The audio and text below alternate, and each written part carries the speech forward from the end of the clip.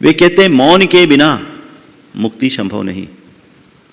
मन बना लो, मौन के बिना मुक्ति संभव नहीं, मन बना लो।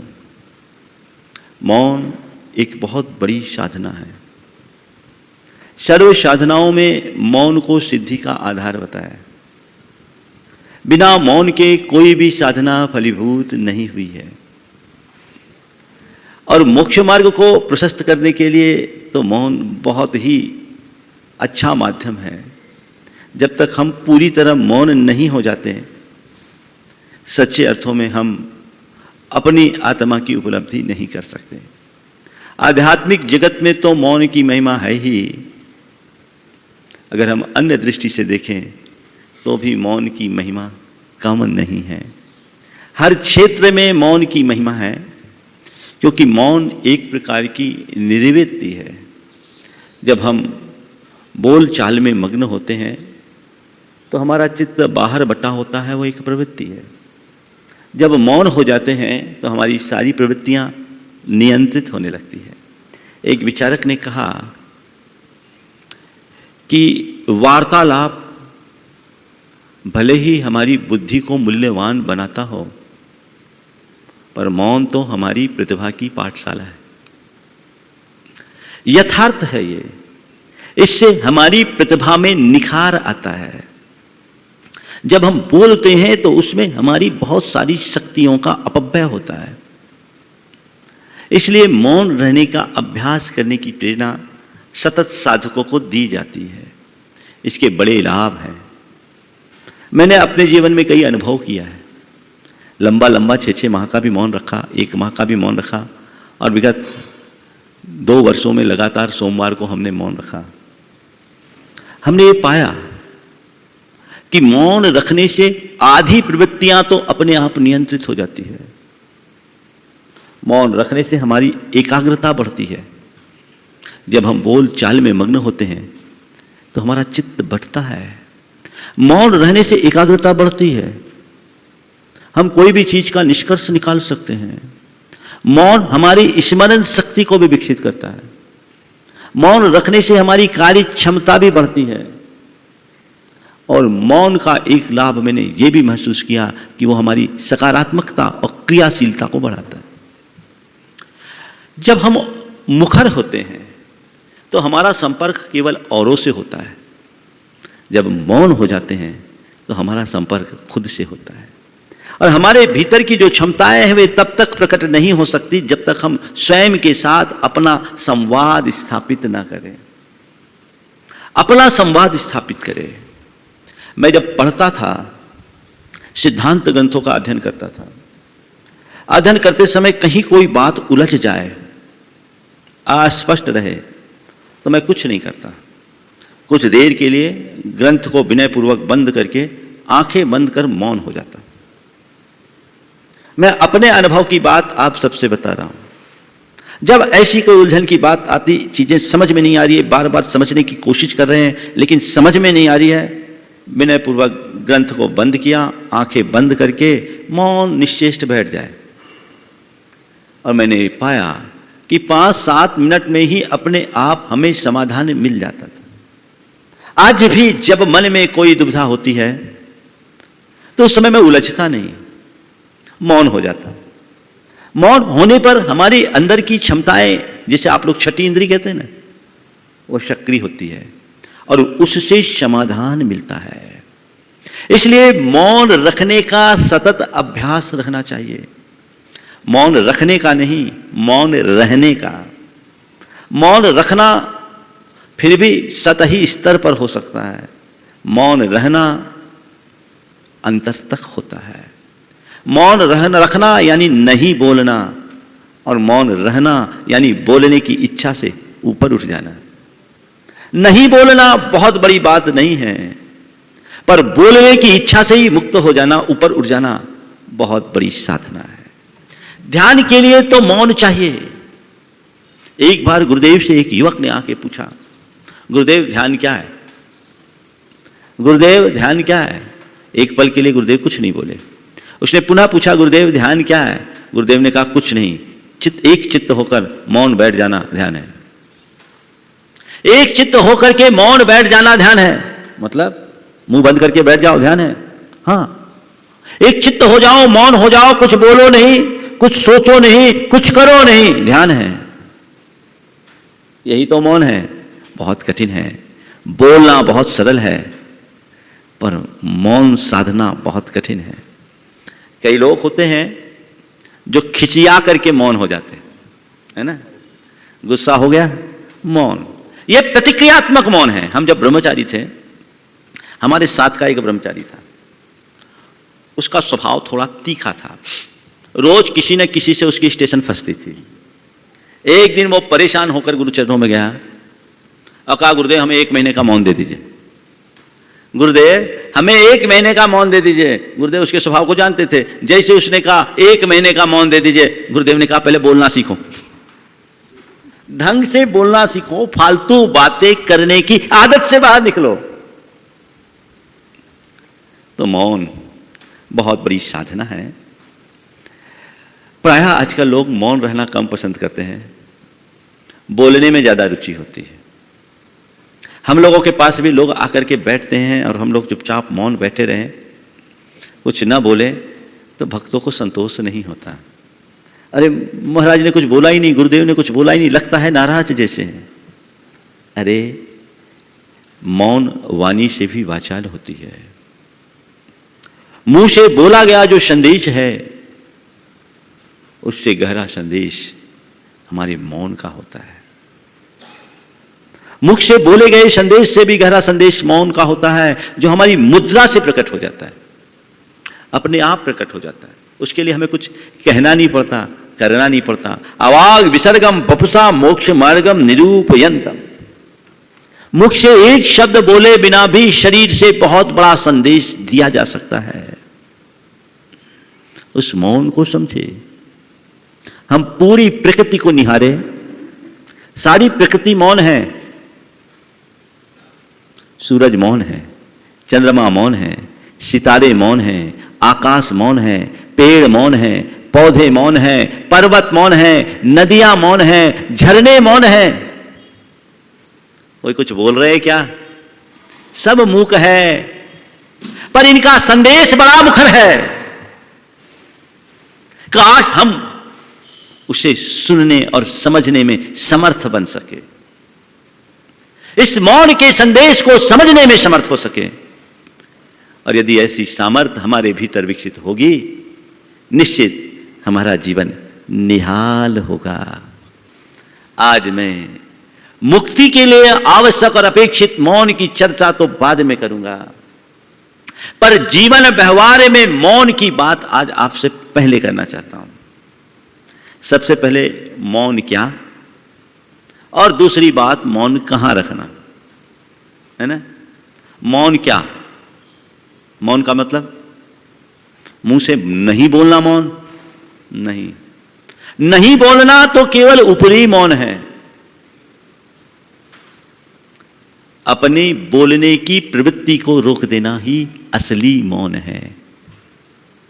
4 तरह से मौन: शरीर के स्तर का मौन, वाणी के स्तर का मौन, इंद्रिय के स्तर का मौन और मन के स्तर का मौन। शरीर के स्तर का मौन मतलब क्या है? शारीरिक चेष्टाओं को नियंत्रित कर लेना। हम लोग मुंह से जितना बोलते हैं उससे ज्यादा अपनी अभिव्यक्तियों से बोल देते हैं। बोलते हैं कि नहीं? अब मुंह से तो बोल नहीं रहे, हाथ पांव चला रहे हैं। यह मौन है या वार्तालाप? इशारा करना अभी मौन कहां हुआ? वार्तालाप है, वो भाषा है। मूक लोग भी अपनी भाषा समझ लेते हैं। मौन का मतलब है सारा संवाद ही रुक जाना। अगर मैं शरीर के स्तर से कोई हरकत कर रहा हूं तो मैं अभी शरीर की भाषा में बोल रहा हूं। और आजकल तो एक शब्द बड़ा मशहूर है, बॉडी लैंग्वेज, है ना। अगर तुम्हें मौन का पूर्ण आनंद लेना है, शरीर के स्तर पर मौन रखो। कोई अभिव्यक्ति नहीं, कोई प्रतिक्रिया नहीं, कोई प्रतिभाव नहीं। एक पल के लिए सोचो, मूर्ति की तरह बैठ जाना, यह शरीर के स्तर का मौन है। गुरुदेव की एक बड़ी साधना है, वे इस तरह से अपने में अक्सर रहते हैं। सन 2001 में जब कुंडलपुर महोत्सव हुआ, गुरुदेव मंच पर बैठे रहते, 2-2 घंटे तक मंच पे मंची औपचारिक कार्यक्रम चलते रहते। अब संचालकगण बहुत समय भी खाते हैं, पर गुरुदेव अपने आसन में जो बैठे सो बैठे, एक शब्द नहीं। हम लोग महाराज लोग आपस में 20 बार प्रतिक्रियाएं कर दे, ये ऐसा कर रहे, वैसा कर रहे, इनको ऐसा करना चाहिए, वैसा करना चाहिए, समय बर्बाद हो रहे। 2-2 लाख जनता एक साथ सभा में बैठी, उनका मूल्यवान समय खराब हो रहा है। एक दिन मैंने गुरुदेव से पूछा, गुरुदेव 2-2 घंटे तक आप सहज निश्चेष्ट बैठे रहते हैं, जैसे कुछ हो ही नहीं रहा है। हम लोग तो इतनी देर में 20 प्रतिक्रियाएं कर देते हैं, आप क्या करते हैं? गुरुदेव ने जो बात कही वह एक योगी के ही शब्द हो सकते हैं। उन्होंने कहा, मैं तो इसे ही अपनी सामायिक मानता हूं और शांति से बैठा रहता हूं। आत्मा का काम जानना है, देखना है। जब मेरा नंबर आएगा, मुझसे निवेदन करेंगे तो बोलूंगा, अभी क्यों विकल्प करूं? बात समझ में आ रही? एक बहुत बड़ी साधना है ये, शरीर के स्तर पर मौन। वाणी के स्तर का मौन तो प्रसिद्ध है, नहीं बोलना मौन, नहीं बोलना मौन, मुंह बंद है। बहुत लोग मौन लेते हैं, मुंह फुलाते तब तो मौन ही रहता है। नहीं बोल रहे, कोई कोई की बोल चाल बंद। एक बार एक बहन जी मेरे पास आई, बहुत पुरानी बात है, लगभग 30 साल पुरानी। महाराज जी हमें आपकी पीछी चाहिए, महाराज जी हमें आपकी पीछी चाहिए। हम बोले, तुम्हारी उम्र नहीं दिख रही है, पीछी नहीं ले सकती, इतनी कम उम्र में तुम ये नियम नहीं साध पाओगे जो हमारी पीछी को ले। नहीं महाराज, हम लोगों की तो 6-6 महीना एक दूसरे से बोलचाल ही नहीं होती। हमने कहा फिर तो और नहीं मिलेगी, पहले बोलचाल सीखो। अब बताओ ये जीवन का क्या रूप है? नहीं बोलना केवल वाणी के स्तर का मौन, क्रोध में भी होता है, क्षोभ में भी होता है, मायूसी में भी होता है, हताशा में भी होता है। पर वाणी का असल मौन कौन सा है? मुख से बोलने की इच्छा ही न रखना, कोई प्रतिक्रिया न देना, कोई प्रतिभाव प्रकट न करना, सहज शांत बैठ जाना, ये वचनों का मौन है, वाणी का मौन है। तीसरा है इंद्रिय का मौन, अर्थात इंद्रियों का अपने विषयों की तरफ न भागना, तटस्थ बने रहना। आप आंखों से भी बोलते हो, कान से भी बोलते हो, नाक से भी बोलते हो, और स्पर्श से भी बोलते हो, और जिह्वा से तो बोलते ही बोलते हो। क्यों गलत बोल रहा हूं? आंखों ही आंखों में इशारा हो गया है ना। आंखों की बातें बड़ी बड़ी गहरी और तीखी होती है तो ये क्या है? अगर मैं मौन हूं तो मेरी आंखें भी मौन हो, बस सहज देखे, कोई प्रतिभाव नहीं, कोई प्रतिक्रिया नहीं। भगवान को देखो, मौन की मूरत है, चारों स्तर का मौन है वहां। आंखें मौन, कान किसी बात को सुनने की इच्छा अगर मेरे मन में प्रबल हो रही है तो कान अभी मुखर है, मौन नहीं। गंध आए सहज भाव से लो और छोड़ो, कोई बात नहीं, पर किसी चीज की गंध लेने की इच्छा मन में जग रही है तो गंध का मौन कहां? किसी के स्पर्श की चाह अगर अंदर से जग रही है तो स्पर्श का मौन कहां?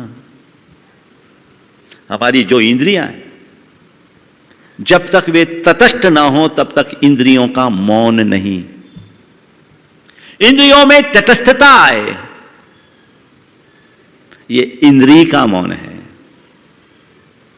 और इससे ऊपर है मन का मौन। मन का मौन मतलब सब प्रकार की इच्छाओं से उपरत हो जाना, किसी और से कोई संवाद ही नहीं,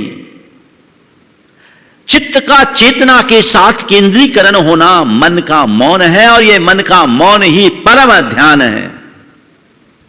मन को मौन कर लो तो सब मौन सज जाएगा। फिर इंद्रियां भी मौन, फिर वाणी का भी मौन, और फिर शरीर का भी मौन, क्योंकि स्विच ही ऑफ हो गया है। स्विच कहां है? मन। बाकी सारे मौन सद जाते हैं, सद सकते हैं, पर मन को साधना बहुत कठिन होता है। संत कहते हैं मन को साधो, उसे साधने का अभ्यास करो। धीरे धीरे धीरे यदि आप कुछ दिन का अभ्यास करोगे तो आपका मन भी शांत होगा। प्रथम चरण में मन के उद्वेग को शांत करना भी मन का मौन है। मन में खलबली ना हो, उत्तेजना ना हो, आवेग ना हो, आकर्षण ना हो, यह भी एक बहुत बड़ी उपलब्धि है। साधना का सबसे ऊंचा रूप मन का मौन। मन मौन हो गया, हमारी जीत हो गई। यथार्थतः बोलूं तो मन के मौन होते ही मन की मौत हो जाती है। फिर मन रहता ही नहीं, हम मन के पार चले जाएंगे। उस अवस्था को हम प्राप्त करें तो ये 4 स्तर का मौन साधना का सबसे बड़ा आलंबन या आधार है। सिद्धि तभी होगी हम चारों स्तर पर मौन रखें। आप लोगों के लिए ये बातें थोड़ी कठिन लग रही होगी, लेकिन ऐसा नहीं है। आप 24 घंटे ऐसा कर सको, बहुत अच्छी बात, पर ऐसा करोगे तो घर से बाहर आना पड़ेगा। पर कुछ समयों में तो आप करो। समझ गए? मौन एक संयम है। प्रथम चरण में आप वाणीगत मौन तो अपनाएं, अभ्यास करें कि हम शरीर से, वचनों से और इंद्रियों से संवाद बंद करें। मन का संवाद फिर धीरे धीरे अभ्यास से शांत होगा। 4 स्थानों पर मौन रहे। नंबर 1, जहां पाप की संभावना हो। जहां पाप की संभावना हो चुप हो जाओ, बोलो ही नहीं, मतलब ही नहीं रखो। क्यों? बोले कि फंसे। यहां मुझे बोलना ही नहीं है। जहां पाप की संभावना हो वहां मौन धारण करने का संकल्प लो। कर सकते हैं, इसमें तो कोई कठिनाई नहीं। देख रहे हैं पाप कार्य का निमित्त आया है, लोग उसमें रुचि ले रहे हैं, रस ले रहे हैं। जो ले रुचि, जो ले रस, वे सब अपने अपने तरीके से चले, लेकिन मुझे इसमें रुचि नहीं रखना। एक मुनिराज ध्यान में मग्न थे। एक बैल उधर से तेजी से भागा, पीछे पीछे एक कसाई आया। उसने मुनिराज से पूछा, इधर से कोई बैल निकला? महाराज ने समझ लिया कि अभी मैं बोलूंगा तो ये उसका पीछा करके उसे पकड़ करके मार डालेगा। वो मौन रहे। थोड़ी देर बाद उसने फिर पूछा, महाराज मौन रहे। फिर पूछा, महाराज मौन रहे। उसे लगा कि ये तो पता नहीं कुछ बोलेंगे कि नहीं बोलेंगे। वो इधर उधर दूसरे रास्ते पर चला गया। वो बैल पूरी तरह सुरक्षित हो गया। यदि उस समय महाराज सत्य बोलते तो बैल की मौत थी, और झूठ बोलते तो उनके व्रतों की हत्या थी। उन्होंने मौन रह करके दोनों को संभाल लिया।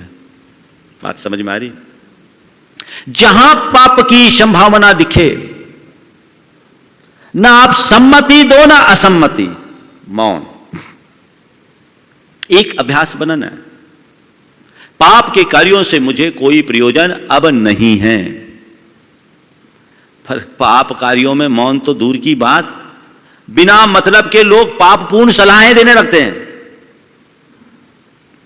हमारे शास्त्रों में इसे पापोपदेश नाम का अनर्थ दंड कहा है। यह हमारे जीवन के लिए महान दुखदाई है, अभिशाप है। क्यों? हम इतना अभ्यास बनाएं, जहां पाप की संभावना हो वहां मौन, कुछ नहीं बोलना, दूर हट जाना। नंबर 2, जहां झगड़े की संभावना हो वहां मौन, कलह हो वहां मौन। झगड़ा मैं हंसूंगा ही नहीं, बोलने से ही झगड़ा होता है ज्यादातर। सामने वाला उग्र है, मौन हो जाए, कोई एक मौन हो जाए तो नीति कहती मौने न कलहो नास्ति, मौन से झगड़ा समाप्त होता है। जहां झगड़े की संभावना दिखे चुपचाप हो जाओ, मौन हो जाओ। देखो मौन का महात्म्य क्या होता है। पिता ने अपनी बेटी का विवाह किया, इकलौती बेटी थी, एक अच्छे धनी मानी संपन्न परिवार में बेटी का विवाह किया। बेटी एक धनिक पिता की बेटी होने के कारण और इकलौती होने के कारण ज्यादा लाड प्यार मिल जाने से कुछ हटीली और गर्वीली सी हो गई थी।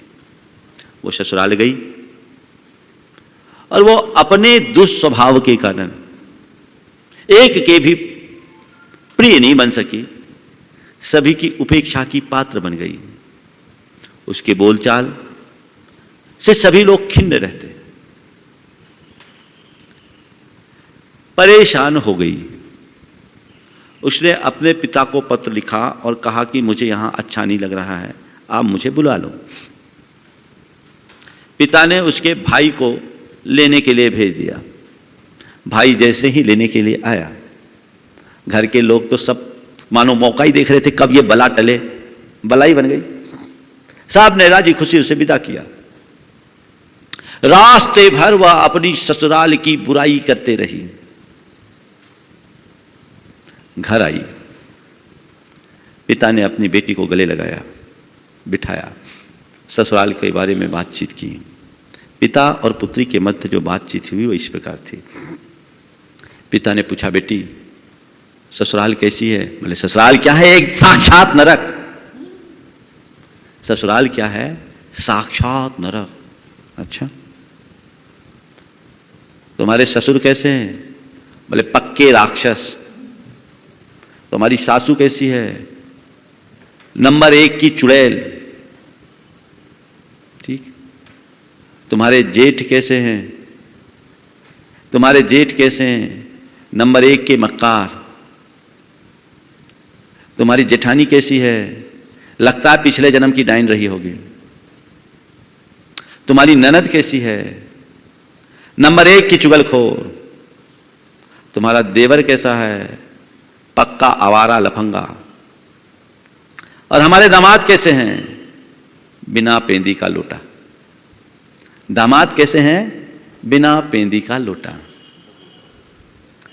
पिता ने सब बातें सुनी, समझ लिया कि जरूर कहीं ना कहीं मेरी बेटी में कमी है, सबके सब ऐसे नहीं हो सकते। पिता अनुभवी और समझदार थे।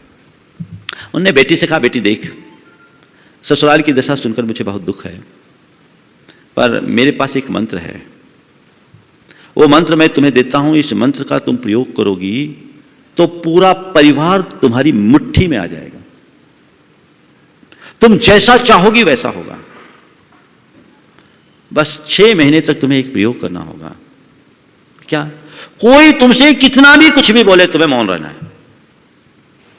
तुम्हें गाली दे, तुम पर चीखे, चिल्लाए, आरोप लगाए, तुम्हें कुछ नहीं बोलना है। उसने भी सोचा केवल 6 महीने की तो बात है, अब पापा अगर बोल रहे, पिताजी अगर बोल रहे तो सही बोल रहे।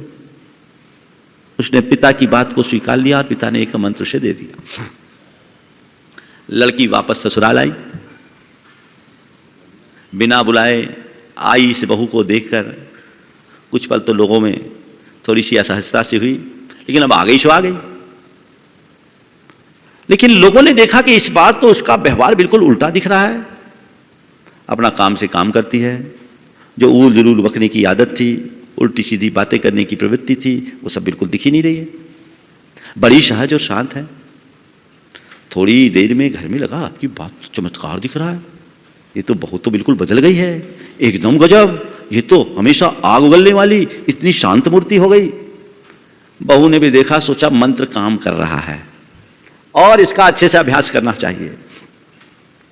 वो और तत्परता में लग गई। धीरे धीरे धीरे धीरे लोगों की धारणा बहू के प्रति पलटने लगी कि नहीं, ये तो बड़ी शांत हो गई है, बड़ी सुशील हो गई है, बड़ी कार्यकुशल हो गई है, जिम्मेदारी को समझने लगी है। बहुत अच्छा, बहुत अच्छा। कल तक लोग उसकी आलोचना करते थे, अब उसकी प्रशंसा होने लगी।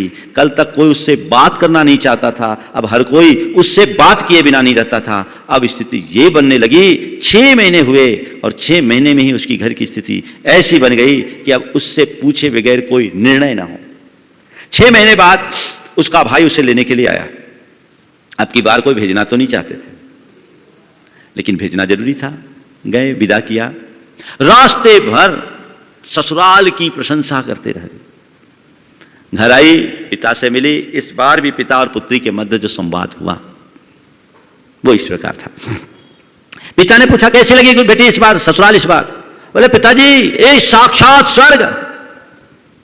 अच्छा, तुम्हारे ससुर जी कैसे हैं? एकदम देवता, मेरे लिए तो पिता तुल्य है। तुम्हारी सास मां से ज्यादा प्यार देती है। तुम्हारे जेठ, उनमें बड़ी भैया की झलक दिखने लगी। और जेठानी मेरी बड़ी दीदी जैसी है। तुम्हारी ननद कैसी है? मेरी बहुत अच्छी सहेली है। और तुम्हारा देवर बड़ा मान करता है मुझे, बड़ा मान देता है मुझे, बहुत अच्छे। और हमारे दामाद, बोले वो तो पति परमेश्वर है। कितना बड़ा परिवर्तन! जो नरक था वो स्वर्ग बन गया। जो राक्षस है उसमें पिता की शक्ल दिख सकती है, चुड़ैल में मां का रूप दिख सकता है, धूर्त में भाई दिख सकते हैं, और चुड़ैल में दीदी दिख सकती है। बिना पेंदी का लोटा पति परमेश्वर बन सकता है। यह दृष्टिकोण अंतरपन में जगना चाहिए। जहां ऐसा हो, मौन हो जाओ, तुम्हारी सकारात्मकता बढ़ेगी और घर परिवार में सकारात्मकता का वातावरण बनेगा। बहस मत करो, झगड़े से बचो। ऐसी स्थिति में बोलने से बकवाद ही होता है और व्यर्थ का बकवाद होता है। वहां से बच के निकल जाना चाहिए। तो पहली बात, जहां पाप की संभावना हो वहां मौन रहे। जहां झगड़े की संभावना है वहां भी मौन रहे। जहां विवाद या विचारों का टकराव हो वहां मौन हो जाओ। वैचारिक टकराव, मौन। दिख रहा है कि सामने वाले की विचारधारा मुझसे भिन्न दिख रही है, मैं जो सोच रहा हूं वो कुछ और सोच रहा है, तो विचारों को थोपने की कोशिश मत करो। तटस्थता से एक तरफ निकल जाओ। मौन, ठीक है, मेरी न सम्मति ना असम्मति, तुम जानो, तुम्हारा काम जानो। नहीं नहीं, उसको तो समझाना चाहिए। समझना चाहे उसे ही समझाने की कोशिश करना, ना समझो को समझाना अपनी नासमझी को प्रगटाना है। मुंदेलखंड में कहावत है, मूर्ख को समझाओ तो ज्ञान गांठ को जाए, है ना। जहां मेरे विचारों का तालमेल नहीं बन रहा है वहां मौन हो जाने में ही शांति है। हम मौन रखें, विचारों से मौन, तब हम अपने जीवन को सुखी बना सकेंगे। कोई दिक्कत नहीं होगी। विवाद करने से अच्छा है मौन होकर के निकल जाना। कौन बहस करे? सामने वाले की रुचि अलग, सामने वालों की विचारधारा अलग, मैं अपनी विचारधारा को थोपूंगा तो झगड़ा ही तो होगा। वहां मौन हो जाओ। और चौथी बात, जब कभी आप दुविधा में फंसे दिखो, मौन हो जाओ। आपको दुविधा दिख रही है, मन में संशय दिख रहा है, मौन हो जाओ। क्योंकि उस समय आप अगर कुछ भी प्रकट करोगे तो गलत होगा, यह परिणाम आ सकता है। इनसे अपने आप को बचाने का अभ्यास कीजिए। मौन रखेंगे तभी जीवन की सुरक्षा होगी। एक व्यक्ति एक तालाब के किनारे पहुंचा, देखा कि हजारों की संख्या में मछलियां तालाब के पानी में तैर रही है। बड़ी बड़ी मछलियों को तालाब में तैरता देखकर उसके मन में आया, इतनी सारी मछलियां, इन्हें कोई पकड़ने वाला नहीं। यदि मैं इन्हें पकड़ने लगूं तो रोज रोज पकड़ लूं तो मेरे पास बहुत पैसे हो जाएंगे। वो बाजार से बंसी लेकर आया, उसमें कांटा लगाया, उसमें आटा लगा दिया और बंसी डाल करके सुबह से बैठ गया कि आज तो ढेर सारी मछलियां मैं पकड़ूंगा और मछलियों को पकड़ करके ढेर सारा पैसा कमाऊंगा। पर सुबह से शाम बीत गई, मछलियां तो खूब आ रही थी, लेकिन एक भी मछली उसके बंसी में नहीं फंसी। दिन निकल गया, उसने सोचा शायद आखिरी तक एक भी आ जाएगी तो आज का दिन तो आएगा, लेकिन एक भी मछली नहीं फंसी। तभी एक बुजुर्ग उधर से गुजरे, उसने पूछा क्या बात है, मैं सुबह से शाम हो गई अभी तक एक भी मछली नहीं फंसी, क्या वजह है? बुजुर्ग ने कहा लगता है तुम इस गांव में नए आए हो। हाँ मैं नया हूं। ओह तभी।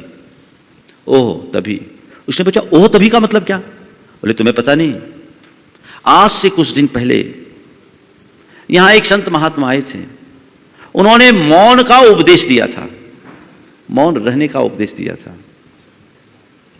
और मौन रहने का उपदेश देने के बाद संत चले गए। ये मछलियों ने तब से मौन धार लिया है, इन मछलियों ने भी उस उपदेश को सुना और तब से मौन धार लिया।